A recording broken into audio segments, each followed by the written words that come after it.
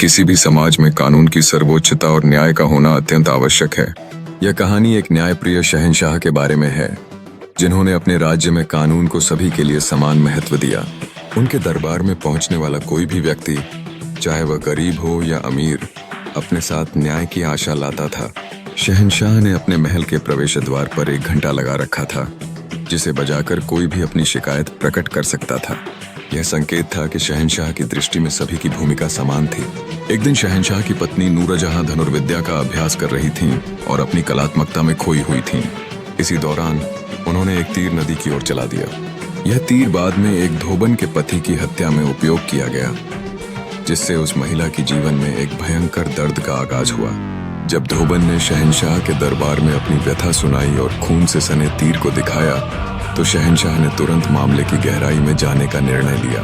क्योंकि उस तीर पर शाही मोहर थी, यह स्पष्ट हुआ कि यह काम राज्य की किसी उच्च जाति के व्यक्ति का था।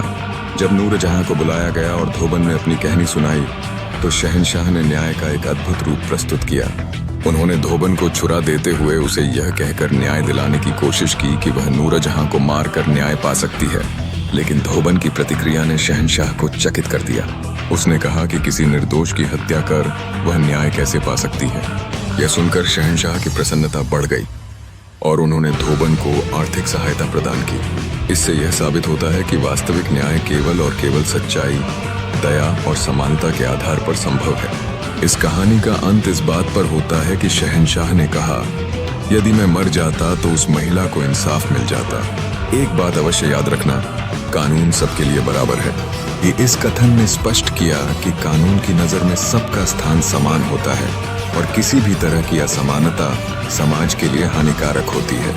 यह कहानी हमें सिखाती है कि सच और न्याय किसी भी स्थिति में महत्वपूर्ण होते हैं और कानून का पालन हर एक व्यक्ति के लिए आवश्यक है।